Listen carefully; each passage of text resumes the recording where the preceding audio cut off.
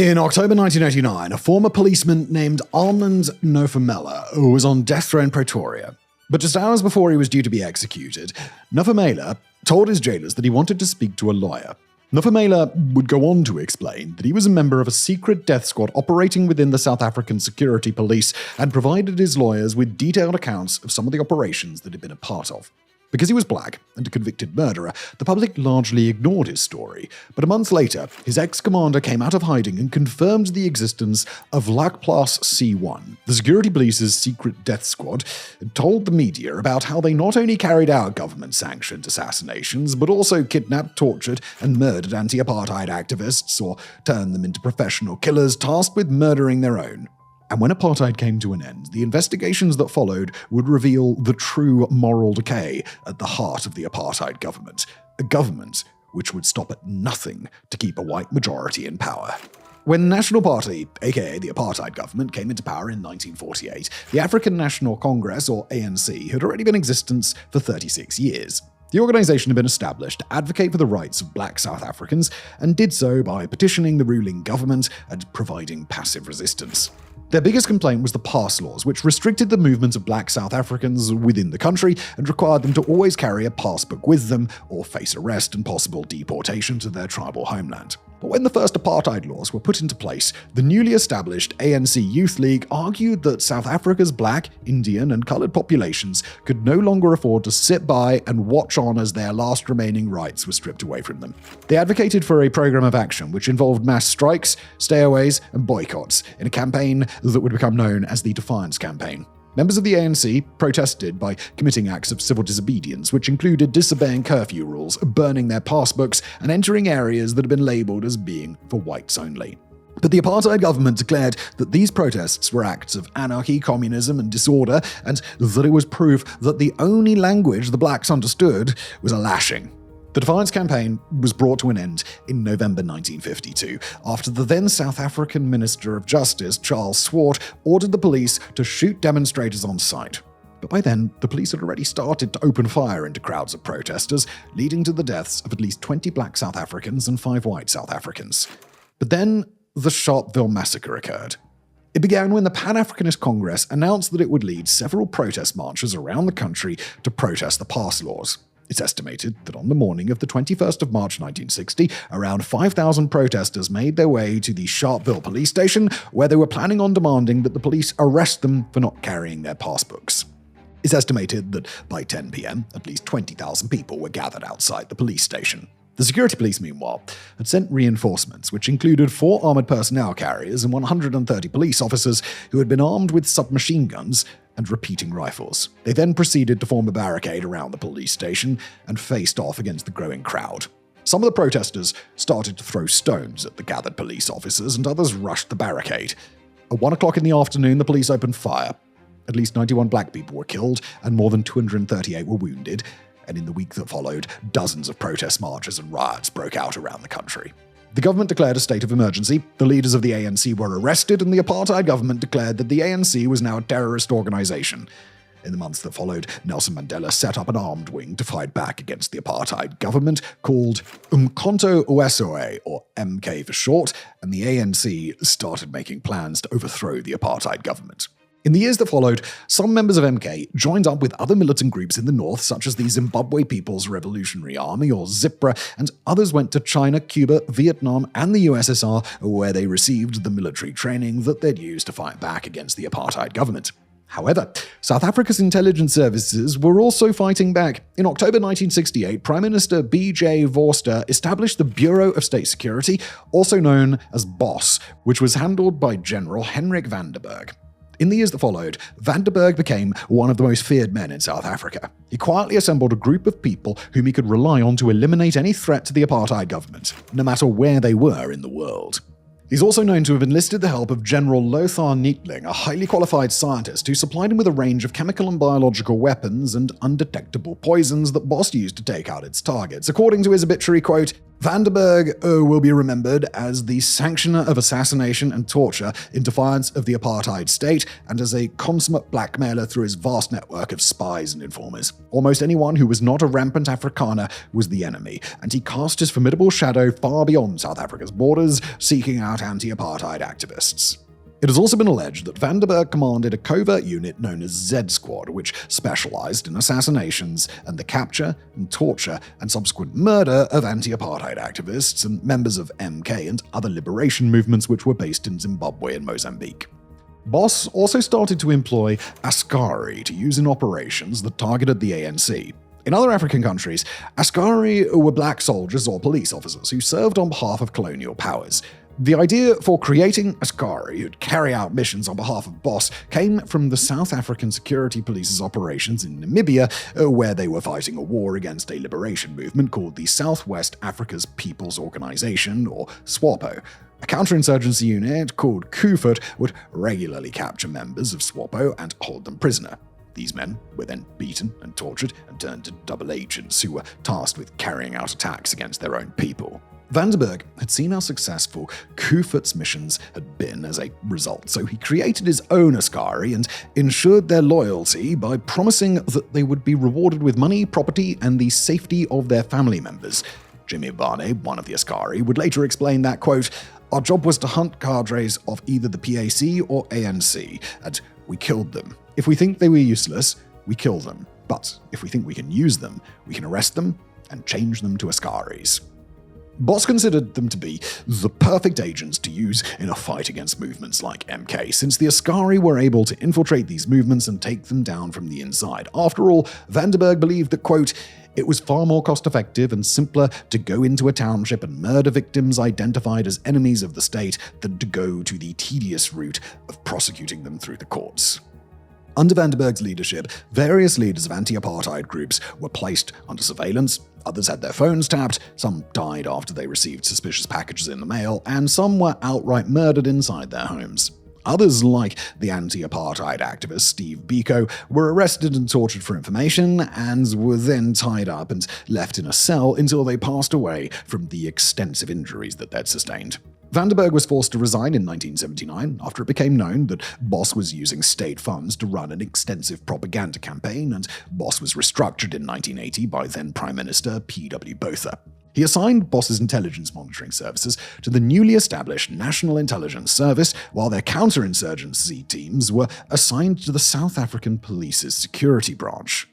Which is how Vlakplaas came to be. In 1979, the South African police bought a farm called Vlakplaas. It was located on the outskirts of Pretoria and would later become the headquarters of an anti-terrorist group within the security branch of the police called Section C1. Their mission was to act as a counter to MK and other militant groups, and they did this by infiltrating the ANC, MK, and other anti-apartheid movements. Members of these groups were also kidnapped and tortured, and were then either converted into Askaris or executed. Dirk Coetzee was one of the first commanders of Section C1, and he explained that they had been told to carry out their orders by any means necessary. Quoting him, "We were above the law, we were untouchable, we had the backing of the upper echelons of the police and the politicians." Coetzee was put in charge of a small group of Askaris who were both prisoner and soldier, and who lived in a building that is described as looking like both a military barracks and a prison. He then assembled a team of white police officers who all had military experience and had received counterinsurgency training or had been previously a part of Kufut. The apartheid government also arranged for them to receive training in the various torture and killing methods that were being used by, quote, "some of the most repressive regimes in the world, including the various torture methods used by an Argentinian war criminal and ex-military commander called Alfredo Estes." Coetzee and his lieutenants put their training to good use, and they became the apartheid government's death squad. The Askaris would kidnap anti-apartheid activists, and Coetzee and his lieutenants would then keep them prisoner for days on end. One of the methods they utilized was the helicopter method. They'd handcuff their prisoners and attach the handcuffs to a hook in the ceiling. They would then pull a bag over the prisoners' heads, spin them round, and beat them repeatedly until they were bloodied and broken. Once they'd finished torturing a person, they'd offer them a position as an Askari. They told them that if they agreed, they'd be released, given a salary, a clothing allowance, access to medical aid, and free housing. If not, they'd be executed, their bodies dismembered and burned, and their ashes scattered in a river. very few accepted their offer, and those who didn't disappeared. Years later, it would be revealed that the commanders and their guests would socialize around cooking fires and drink beer while the bodies of their prisoners burned a few meters away.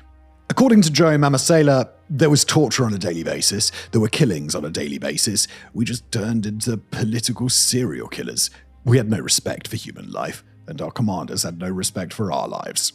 Throughout the 1980s, hundreds of people died in shootings, bombing attacks, and home invasions, and hundreds of anti-apartheid activists went missing. Years later, it would be revealed that even though these disappearances or attacks were often blamed on the ANC or MK, the members of Section C1, or Vlakplaas as they were later referred to, had usually been involved in one way or another. One of the first people that Gugulethu and his men were ordered to kill was an anti-apartheid activist and human rights lawyer named Griffiths Makenga. Gugulethu and two of his Askaris would all later admit that they'd planned and executed Griffiths' assassination. The Askari lured him to a sports stadium near his home in Umlazi and then attacked him with a knife. The plan had been to make it look like a robbery, but Griffiths fought back. Unfortunately for him, the Askari were able to overpower him and they ended up stabbing him 47 times. 4 years later, the Askari returned to Umlazi, but this time their target was Griffiths' wife, Victoria, who'd also been a vocal anti-apartheid activist. She was shot and killed in the driveway of their home. Two anti-apartheid activists called Vujani Mavuso and Peter Dlamini were hiding in Swaziland, but were tracked down by the Askari, kidnapped, and smuggled back to South Africa, where the Askari handed them over to Gugulethu and his colleagues. Mavuso and Dlamini were taken into police custody for questioning and poisoned. But when the poison failed to kill them, Gugulethu and his colleagues executed them and burned their bodies on pyres before scattering their ashes. The Craddock Four are some of Vlakplaas's more famous victims. Two of them were teachers, and they'd been identified as troublemakers who were to be permanently removed from society. On the night of the 27th of June 1985, they'd been on their way home from a meeting when their car was intercepted by several members of Vlakplaas and 3 Askari. They were subsequently arrested and taken to a remote area where they were stabbed to death. Their bodies were placed back into the car and were set alight. In his defense, Gugulethu would later explain that we were made to believe that we were God's own people. We were the last southern Christian tip on the southern tip of Africa, and we were threatened with a communist revolutionary onslaught from the north, which, if it was ever to succeed, would plunge the southern tip of Africa into chaos. We believed in what we were doing as killers. We saw it as a war situation. The most notorious member of Vlakplaas is Eugene de Kock. He became its commander in 1985. He'd grown up in a middle-class white family, and his father had been a member of Die Broederbond, aka the Brotherhood, a secret organization whose members claimed to be pure Afrikaners. After finishing high school, de Kock had initially applied to join the military, but he was denied based on his weak eyesight and his stutter. He eventually joined the police force and received training at the South African Police College in Pretoria. According to a classmate of his, quote, "We were taught to hate. For 5 weeks, we were subjected to the ranting and raving of a lecturer who was a cross between Eugene Terreblanche, the leader of the AWB, an extreme right-wing Afrikaner group, and Hitler. We were told that black people were less civilized than white people, and were unable to differentiate between right and wrong. People worked us up into a fervor." After de Kock finished his training, he was sent to modern-day Zimbabwe, where the South African police were facing off against Zimbabwean guerrilla fighters. He was later transferred to Namibia, where he was one of the founding members of Kufut. One of the men who served with him described him as being ruthless and efficient as a killer, and that, quote, "He was a hard man. He was a soldier. Killing was his job. He felt nothing for his victims. He was a cold-blooded terror." De Kock worked for the security police for a number of years and was part of a group that was sent to London in March 1982 to plant a bomb in the London offices of the ANC. The bomb went off at 9 a.m. on the 14th of March 1982, and while it caused significant damage to the surrounding buildings, the only person who sustained any injuries was the building's caretaker.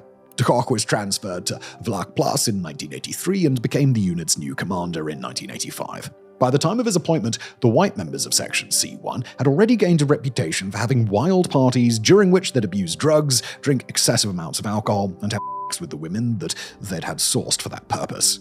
It would later be reported that various ministers, heads of the military, and even the president at the time were regular visitors to Vlakplaas, and that they'd often deliver the kill orders in person. In January 1986, de Kock and his men were involved in the murder of a group of black men who'd become known as the Gugulethu Seven. In December 1985, de Kock and his men were informed that a group of ANC terrorists were planning an attack on a police station in Cape Town, and that these terrorists were living in a group hostel in a black township called Gugulethu. Several members of Section C1 and several members of the Askaris travelled to Cape Town, and the Askaris were then ordered to track down their suspects and infiltrate their group. One of the Askaris would later explain that they soon learned that the group was unarmed and had no military training. The Askaris told the group that they were members of MK, and for the next 2 months they provided them with weapons and military training to win their trust. One of the Askaris, Jimmy Mbane, later testified that he and the other Askaris were ordered to ensure that the planned attack would take place on the 3rd of March 1986. Mbane and the other Askaris drove the 7 men to the agreed-upon intersection in Gugulethu and then left the area. 25 heavily armed white police officers were waiting for them, and when the 7 men realized that they were surrounded, they allegedly launched the first attack. They were all executed on the spot. As a reward for their help in putting a stop to the attack, Jimmy and the other Askaris were each given 7,000 rand. Dozens of similar operations were carried out over the course of the next 7 years, leading to the deaths of hundreds of black men and women, some of whom were lured into traps that had been set by the operatives based at Vlakplaas. Some of their bodies were left at the scenes of their murder, with weapons and ammunition and explosives littered nearby to give the impression that they died as part of terrorist activities, while others were never seen or heard from again. Some of the Askaris would later explain that they had the blood of between 30 and 40 people on their hands, and that being stationed at Vlakplaas was like living in hell. According to Nofumela, I was forced to kill my own people that I'd devoted my life to liberating. The worst part of it is one couldn't get out of it. We would just disappear, like, this man isn't here anymore. We don't know where he is.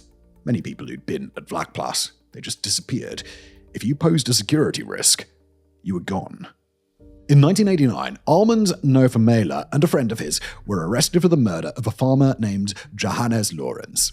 Armand later claimed that he and his friend had only intended to break into the farmhouse and steal a few items, but the farmer caught them, insulted them, and then slapped Armand in the face. In retaliation, Armand stabbed Lawrence several times, killing him. Shortly after his arrest, de Kock was informed of the risk Nofumela posed if he were to disclose to his lawyers or the public what he knew, and it was suggested that de Kock should use his influence to have the charges against Nofumela dropped.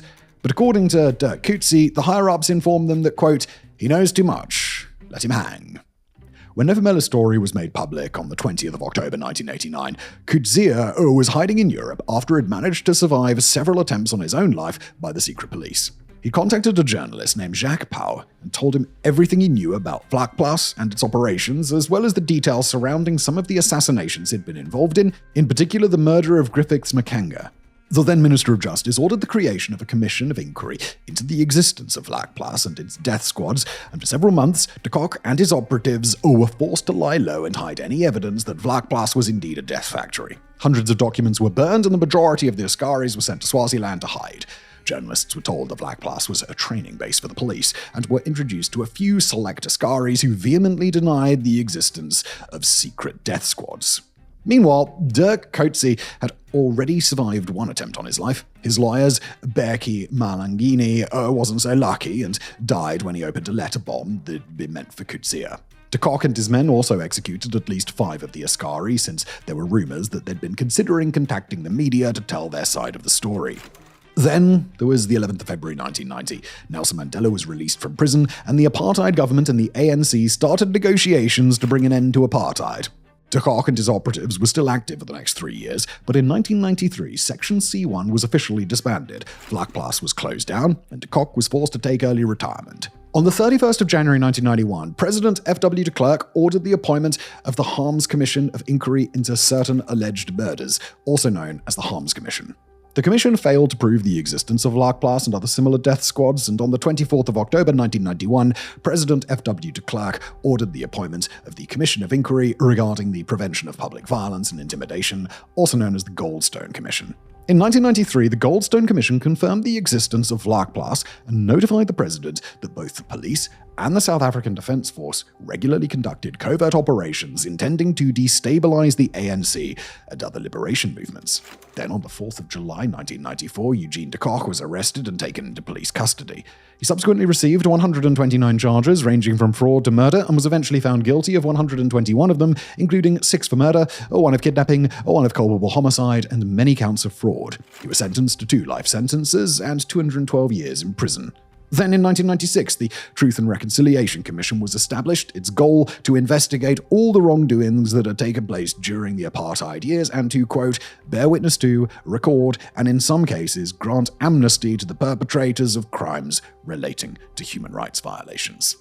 And for the first time in over a decade, the members of Section C1 openly talked about the existence of Vlakplaas, their role in the organization, and the missions they'd carried out.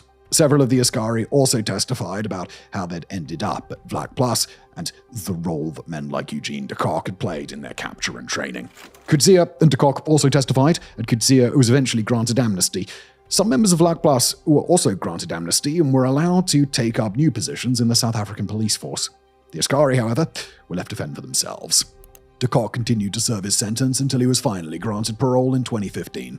Since then, he's been assisting the National Prosecuting Authority to locate the graves of some of his victims and has gone on record as saying that he regrets the actions he'd taken while he'd been a part of Section C1.